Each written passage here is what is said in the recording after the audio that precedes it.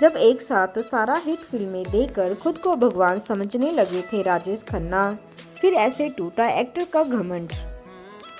राजेश खन्ना बॉलीवुड के पहले सुपरस्टार थे जिन्होंने एक से बढ़कर एक फिल्मों से दर्शकों का दिल जीता था।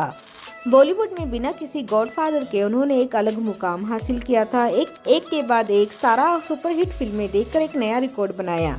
लेकिन कहते हैं कि सफलता को संभालना हर किसी को नहीं आता। ऐसे ही कुछ राजेश खन्ना यानी काका के साथ भी हुआ। 1970 के दशक में राजेश खन्ना अपने करियर के सबसे शानदार दौर में थे।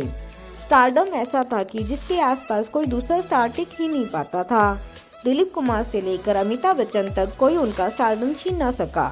लेकिन कहते हैं ना कि घमंड तो रावण का नहीं टिक सका तो इंसान क्या चीज। एक दौर आया जब एक्टर खुद को भगवान मानने लगे थे।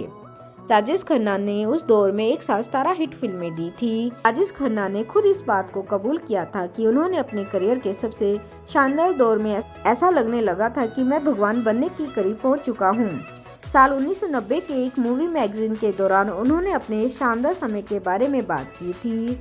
राजेश खन्ना ने बात करते हुए कहा था कि मुझे लगता है कि मैं अब भगवान बन चुका हूँ।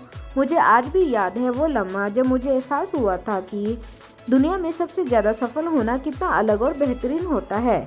ये आदमी को पागल तक कर देता है। ये आपको ऐसा एहसास दिला सकता है कि आप इंसान नहीं बल्कि सुपर ह्यूमन है। फिर एक समय ऐसा आया कि राजेश खन्ना अपने स्टारडम को सलीके से संभाल ना सके। एक दौर था कि एक्टर के घर के सामने मेकर्स की लाइन लगा करती थी।